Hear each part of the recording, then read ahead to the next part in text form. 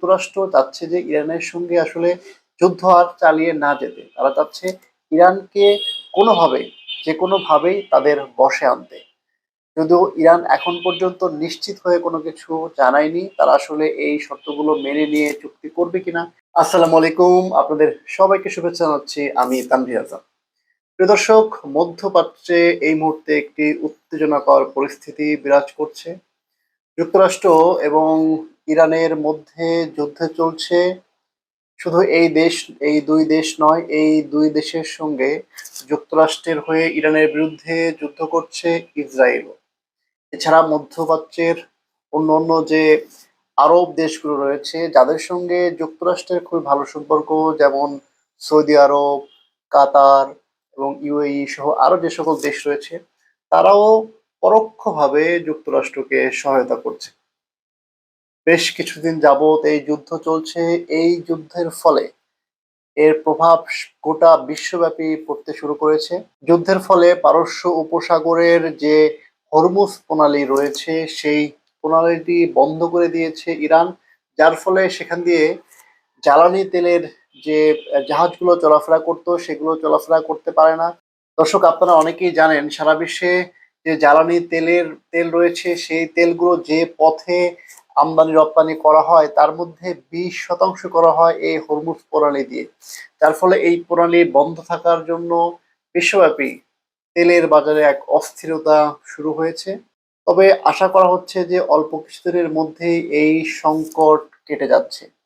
এবার ইরান এবং যুক্তরাষ্ট্রের মধ্যে এই যুদ্ধ বন্ধের জন্য একটি শান্তি চুক্তি স্বাক্ষর হওয়ার আলোচনা শুরু হয়েছে।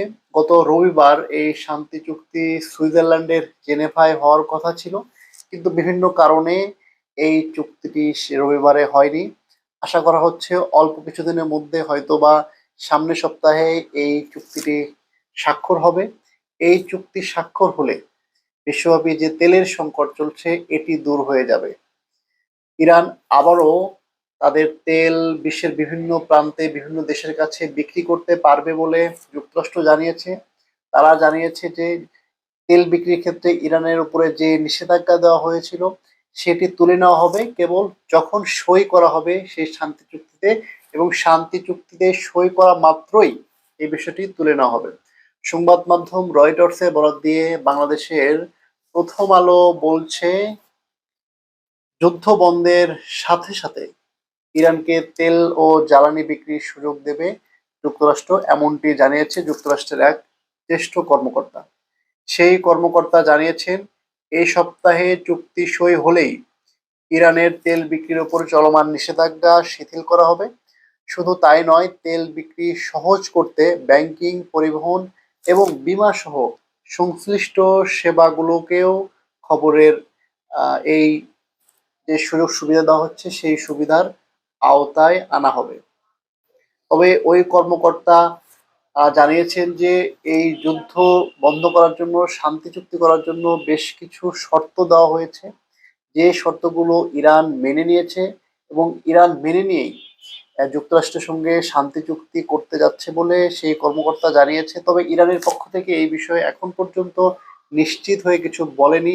আসলে তারা এই শান্তি চুক্তিতে স্বাক্ষর করবে কিনা, কিংবা যুক্তরাষ্ট্র যে আহ, শর্তগুলো দিয়েছে সেই শর্তগুলো ইরান মেনে নেবে কিনা, সেই বিষয়ে এখন পর্যন্ত ইরানের পক্ষ থেকে নিশ্চিত হয়ে কোনো সংবাদ পাওয়া যায়নি। তবে যুক্তরাষ্ট্র যে শর্তগুলো দিয়েছে তার মধ্যে অন্যতম একটি শর্ত হচ্ছে, পারমাণবিক যে অস্ত্র সেই অস্ত্র তৈরি করা যাবে না, এবং তাদের কাছে যে ইউরেনিয়াম আছে সেই ইউরেনিয়াম গুলোকে নিষ্ক্রিয় করতে হবে, এবং হরমুজ প্রণালী সেটিকে পুরোদমে খুলে দিতে হবে, সেটি কোনোভাবেই বন্ধ করা যাবে না। এই যে তিন শর্ত, এটি মূল তিন শর্ত, এবং এর বাইরে হয়তো আরো কিছু কিছু শর্ত রয়েছে যেগুলো মানলে যুক্তরাষ্ট্র ইরানের সঙ্গে চুক্তি করবে এবং ইরানের উপরে থাকা যে নিষেধাজ্ঞা সেগুলো তুলে নেবে। দর্শক, আপনারা জানেন যে 2016 সালে যখন প্রথম ট্রাম্প ক্ষমতায় এসেছিল, তখন 2018 সালে তিনি ইরানের উপরে নিষেধাজ্ঞা দিয়েছিলেন, এবং সেই নিষেধাজ্ঞা এখন পর্যন্ত চলছে। তিনি ঘোষণা দিয়েছেন যদি ইরান তার সঙ্গে সেই চুক্তিগুলো করে তার সরকারের সঙ্গে, তাহলে তিনি ইরানের উপরে যে নিষেধাজ্ঞা রয়েছে সেই নিষেধাজ্ঞাগুলো তুলে নেবেন। শুধু নিষেধাজ্ঞা তুলে নেবেন এমনটি নয়, এর পাশাপাশি তিনি $300 বিলিয়ন সহায়তা ইরানকে দেবেন। সহায়তা বলতে বেসরকারিভাবে বিভিন্ন বেসরকারি প্রতিষ্ঠান $300 মিলিয়ন ইরানে বিনিয়োগ করবে। দর্শক, বুঝতেই পারছেন যে যুক্তরাষ্ট্র চাচ্ছে যে ইরানের সঙ্গে আসলে যুদ্ধ আর চালিয়ে না যেতে। তারা চাচ্ছে ইরানকে কোনোভাবে, যে কোনোভাবেই তাদের বশে আনতে। যদিও ইরান এখন পর্যন্ত নিশ্চিত হয়ে কোনো কিছু জানায়নি, তারা আসলে এই শর্তগুলো মেনে নিয়ে চুক্তি করবে কিনা সেটি এখন পর্যন্ত নিশ্চিত নয়। দর্শক, আপনাদের কি মনে হয়, ইরান কি যুক্তরাষ্ট্রের এই শর্তগুলো মেনে নিয়ে শান্তি চুক্তিতে স্বাক্ষর করবে, নাকি শান্তি চুক্তি প্রত্যাখ্যান করে ইরান যুদ্ধ চালিয়ে যাবে? আপনাদের গুরুত্বপূর্ণ মতামত আমাদের কমেন্ট সেকশনে জানান। ধন্যবাদ।